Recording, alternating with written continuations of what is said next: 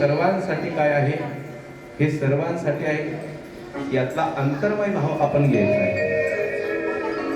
म्हणजे ही काय आहे, याला कुटी सुद्धा म्हणलेलं आहे, याला काया सुद्धा म्हणलेलं आहे, याला शरीर सुद्धा म्हटलेलं आहे.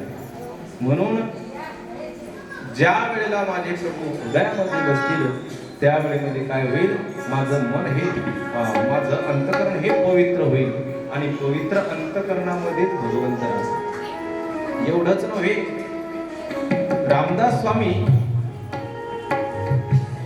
ज्या वेळेला भिक्षाटन करण्याकरता जात होते त्यावेळेला त्यांना एक